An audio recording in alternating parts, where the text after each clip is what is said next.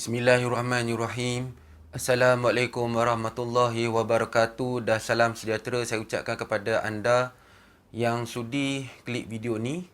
Dan tak lupa juga saya ucapkan ribuan terima kasih kepada para subscriber saya yang sentiasa menanti video-video yang terbaru dan terkini dalam channel saya, iaitu Noman Hafizi Alfan.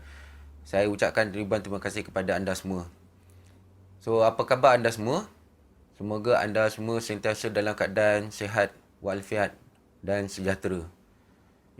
Saya doakan juga agar kita semua sentiasa dalam rahmat dan lindungan daripada Allah SWT. Amin ya rabbal alamin. So, apakah topik perbincangan kita pada hari ini? So, jangan lupa tonton video ini sehingga habis. Dan tanpa buang masa, kita teruskan kepada fokusan video kita pada hari ini. Terbaik.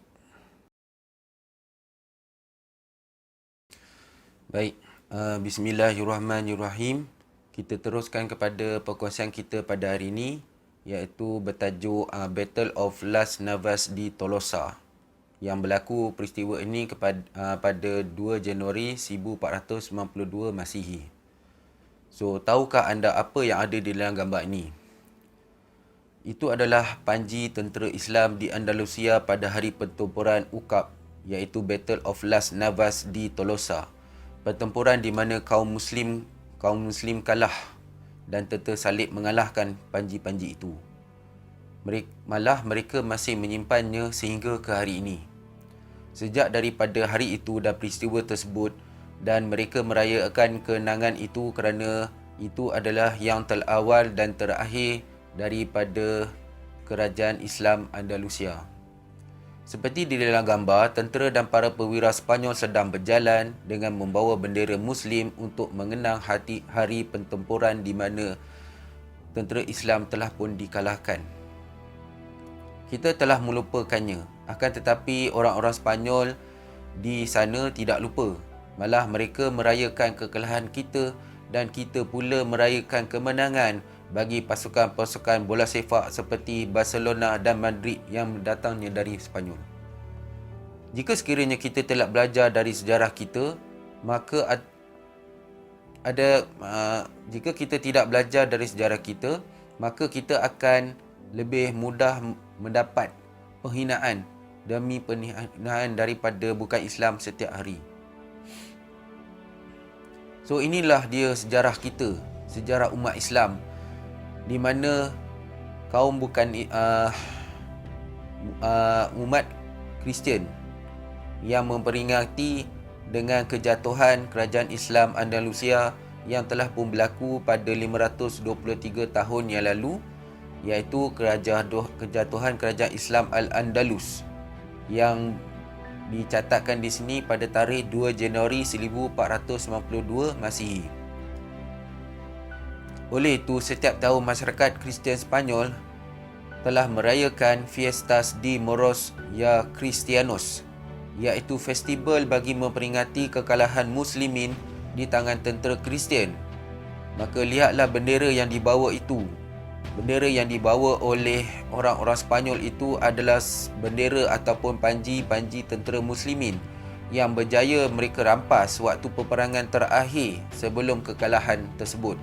Sesungguhnya mereka sentiasa mengingatinya, malangnya umat Islam sedunia telah pun mulai melupainya peristiwa tersebut.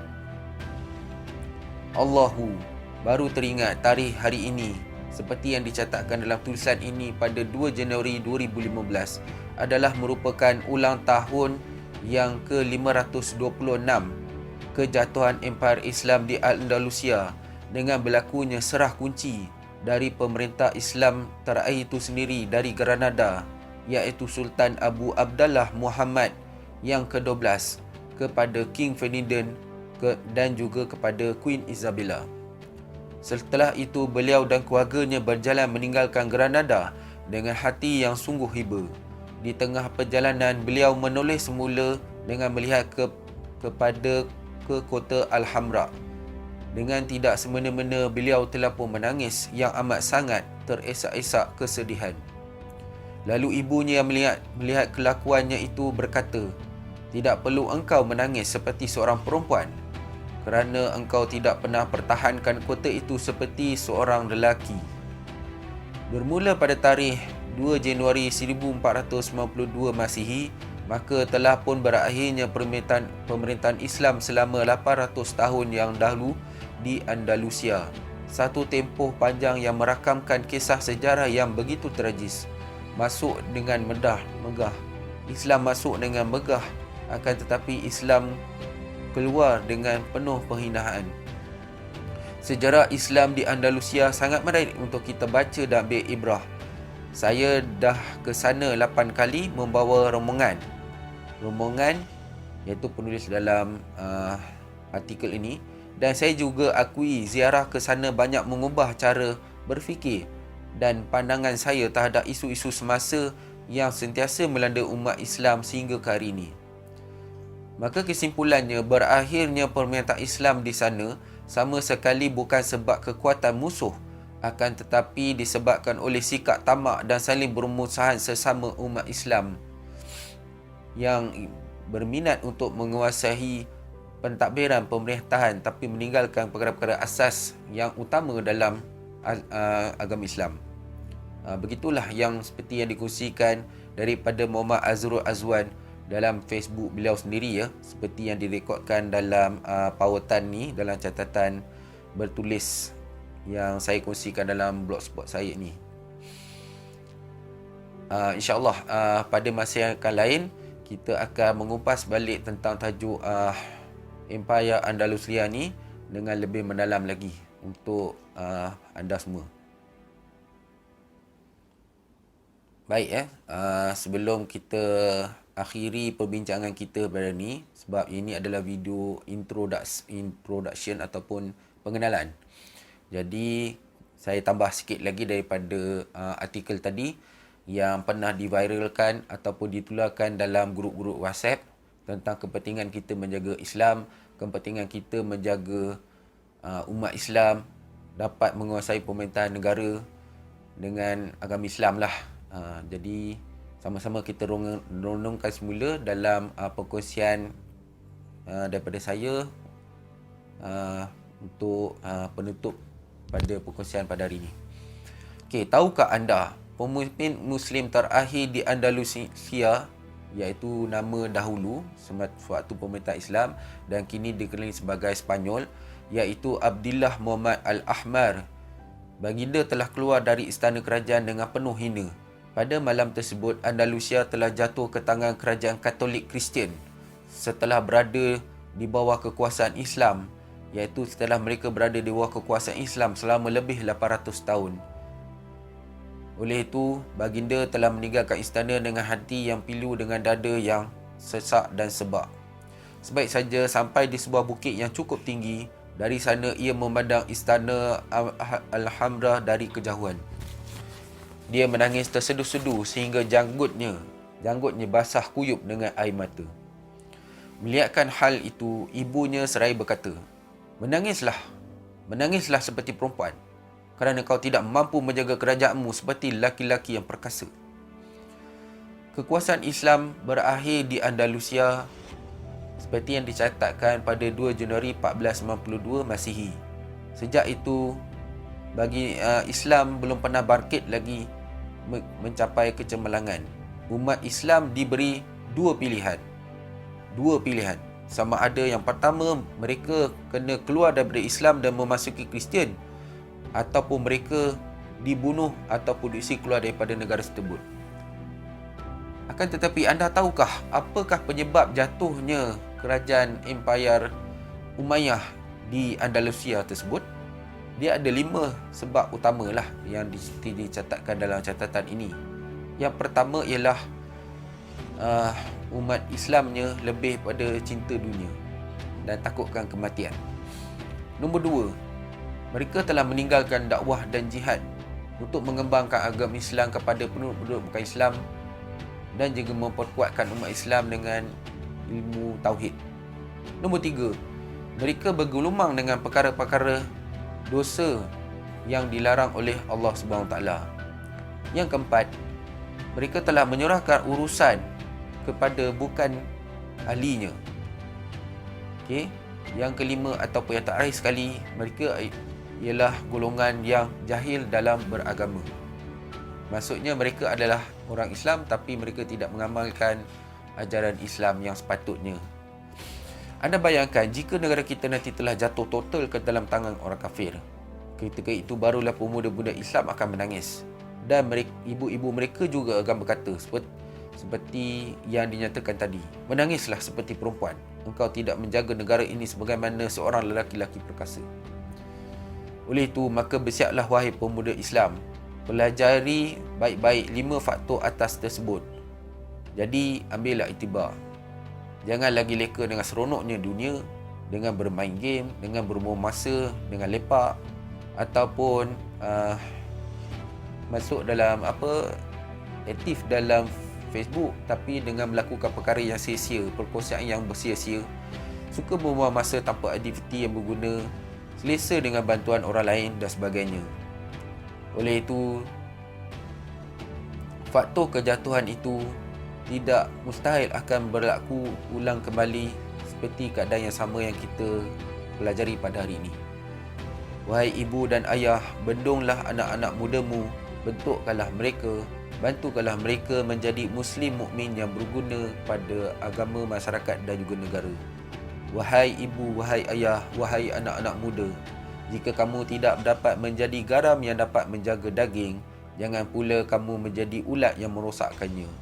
Kalau kamu tidak dapat menjadi pejuang, jangan pula menjadi pengkhianat, iaitu golongan yang menipu, mencuri, berasuah, pemecah amanah, penagih dadah dan segala perkara yang negatif yang bakal terjadi kepada negara kita sekiranya kita tak bendung daripada awal. Wallahu musta'an. Okey, sama-sama kita kongsi saham akhirat. Okey, walaupun kita meninggal, tapi sekiranya mereka perkongsian yang baik ni untuk mengambil pengajaran daripada kisah ni, insya-Allah kita tetap akan boleh pahala ganjaran daripada Allah Subhanahu Taala.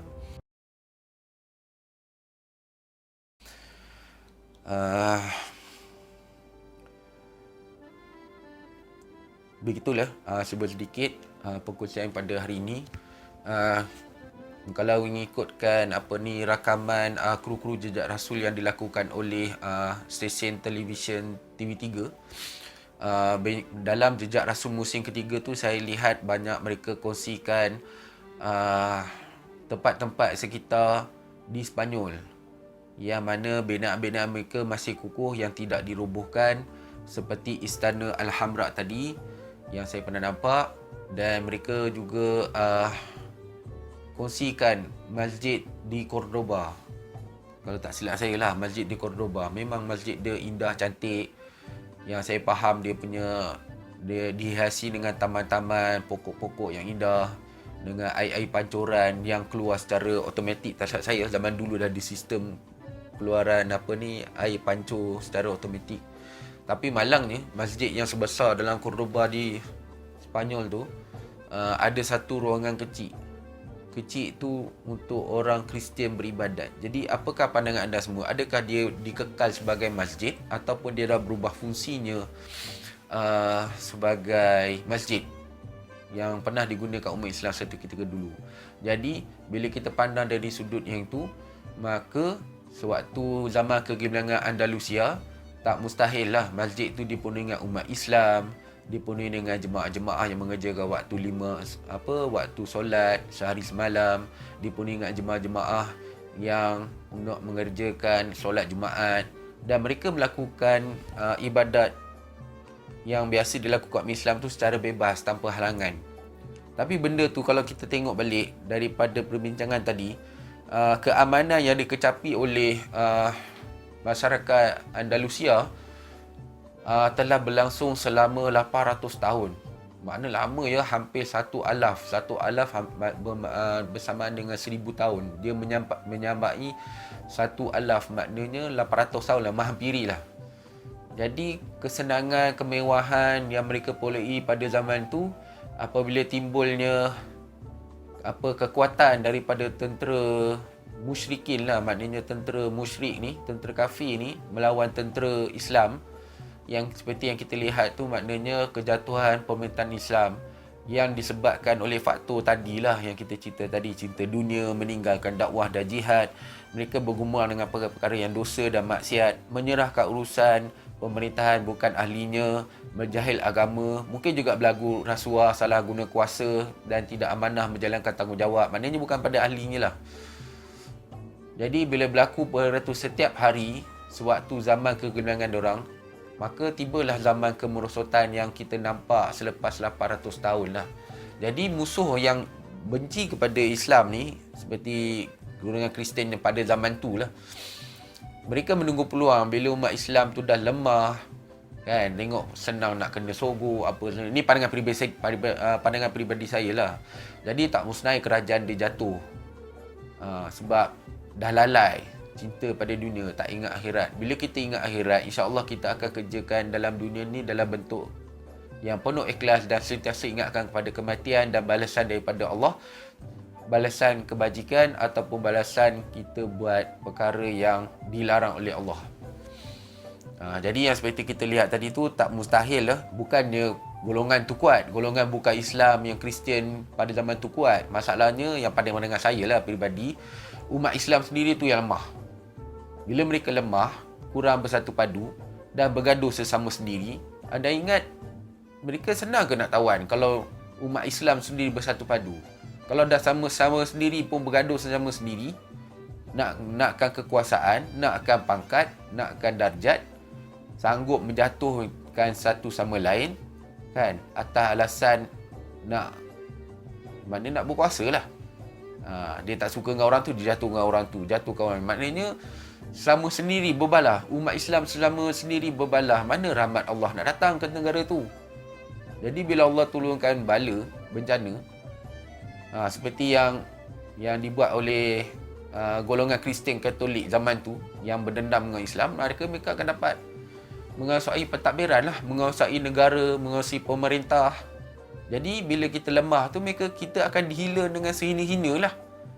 Sebab kita dah jauh daripada rahmat Allah. Jadi bukan kita saja jauh daripada Allah Ta'ala tu sendiri, kita dimalukan sendiri oleh musuh kita. Jadi tak mustahil benda tu akan jadi. Jadi mereka meraihkan kelemahan umat Islam tu, kan, seperti yang ditunjukkan dalam kajian ni, iaitu Battle of Las Navas di Tolosa ni, pada setiap 2 Januari 1492, daripada mula mereka takluk di Spanyol. Anda bayangkan sehingga ke hari ni berapa ratus tahun dah. Saya rasa lebih daripada baru 500 lah, baru 500 tahun kalau ikutkan daripada 2015. 500 lebih tahun mereka raikan. Lepas tu kita pula umat Islam ni jahil, sambut pula tahun baru, kan. 1 Januari tiap tahun dah sambut. Diorang ni pula, orang Spanyol ni, setiap 2 Januari dia sambut ni. Dia meraihkan kejayaan mereka menjatuhkan pemerintah Islam. Tapi cerita ni sebenarnya tak habis. Umat Islam walaupun diancam dengan pelbagai-bagai musuh politik, musuh agama, musuh dan pelbagai sebagainya, setiap yang jatuh tu Allah akan gantikan dengan yang baru, kerajaan yang baru. Jadi cerita pengakhiran umat Islam ditindas ni tak habis di sini. Sebab selepas jatuhnya ni, ada timbul kerajaan baru macam Turki Uthmaniyah, kan. Yang itu pun lama juga. Itu pun ada cerita dia tersendiri pula. Dan episod dia lebih panjang lagi daripada ni. Jadi apa yang saya dapat, yang saya kongsikan dalam blog saya ni, semua sebahagian 2-3 cerita saja yang saya dapat rangkumkan dalam saya punya tulisan. Jadi kalau nak tahu lebih lanjut jatuh bangun umat Islam ni daripada kepimpinan, kalau kita tengok sejarah moden khalifah selepas zaman sahabat Khulafa' Ar-Rasyidin, kan. Dia selepas Khulafa' Ar-Rasyidin 4 tu, Abu Bakar, Umar, Osman, Ali. Dah habis tu tukar pada Khalifah Umayyah. Dinasti Islam Khalifah Umayyah. Lepas tu Abbasiyah. Yang Spanyol ni termasuk dalam Umayyah, tapi dia mendirikan kerajaan di Spanyol. Yang Umayyah yang sebelum tu ada di Tanah Arab lah. Dah itu jatuh, Spanyol jatuh, naik Abbasiyah. Abbasiyah pun jatuh juga. Tak silap saya kalau Abbasiyah ni jatuh di dilanggar oleh tentera-tentera Genghis Khan. Itu ada cerita lain pula, nanti kalau saya nak panjangkan lagi ceritanya, nak saya kongsikan dalam video lain. Itu jatuh pun sebab yang sama juga, dijatuhkan oleh kerajaan Mongol dari kerajaan Mongol daripada keturunan Genghis Khan. Bila dah kerajaan Abbasiyah, dinasti Khalifah Abbasiyah jatuh, naiklah pula Khalifah Uthmaniyah ni. Yang kalau ikutkan Khalifah Uthmaniyah ni naik selepas Abbasiyah, dan kerajaan tu baru saja tamat. Saya ingat dah lama dah Khalifah Uthmaniyah ni dah dijatuhkan. Kalau kita tengok tahun ni bila tamat, 1924 dalam bulan Mac, tak silap saya. Kira baru lagi. Dan ada juga yang saya baca daripada pengusian daripada sudut agama kan, setiap 100 tahun Allah akan turunkan seorang pemimpin untuk yang layak memimpin kita umat Islam lah. Jadi siapa yang turun selepas Uthmaniyah jatuh, selepas genap 100 tahun, wallahu alam, saya pun tak dapat nak pastikan.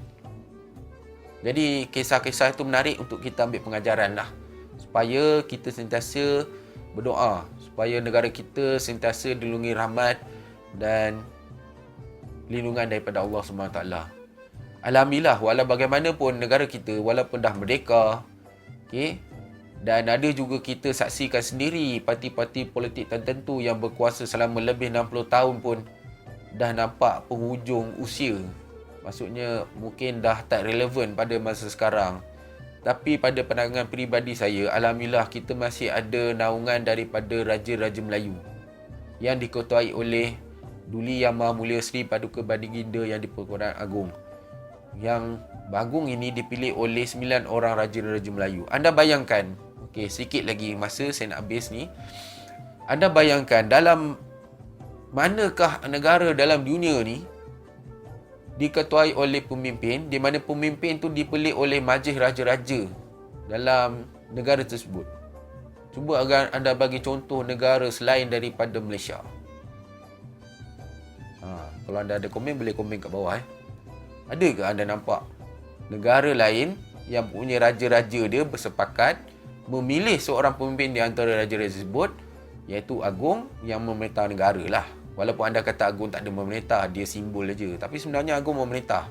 Bila berlaku konflik kepartian, nak dapat majoriti undi, dah dapat undi, tak dapat majoriti, dah dapat undi lepas pilihan raya tapi tak ada majoriti. Jadi Agong juga yang buat keputusan untuk memilih siapa yang akan mentadbir di bawah kerajaan naungan dia. Saya rasa tak ada ya. Kalau kerajaan Nusantara yang mutlak ni, pemerintahan mutlak monarki ni hanya tinggal Brunei saja. Kalau Malaysia, lain. Malaysia lah. Dia 9 orang Raja Melayu di bawah majlis raja-raja memilih seorang pemimpin yang mengetahui mereka menjadi Duli Yang Maha Mulia Seri Paduka Baginda Yang di-Pertuan Agong. Jadi kita bacakan doa, sedekahkan Al-Fatihah kepada pemimpin negara yang bijaksana seperti almarhum Tunku Abdul Rahman Putera Al-Haj yang mengilhamkan pembinaan negara Malaysia selepas merdeka berdasarkan raja berperlembagaan dan mengikuti juga sistem demokrasi yang ditinggalkan oleh penjajah kita daripada England. Saya rasa cukup setakat ni dululah, sebab kisah yang pasal Sepanyol ni pendek je. Kita akan lanjutkan pada dalam perbincangan lain. Dan cuma tadi tu yang saya kongsikan pendapat peribadi saya, dan akan dikongsikan dalam video-video lain dengan tajuk yang berkaitan lah. Cuma saya nak kongsi kat sini ni, maksudnya walaupun Islam secara total dah bukan naungi dunia, kita dinaungi oleh Persatuan Bangsa-Bangsa Bersatu, PBB lah.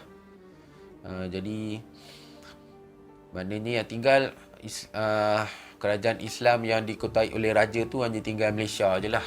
Tapi pun dari sudut sistem dia lebih pada raja berperlembagaan dan demokrasi berparlimen.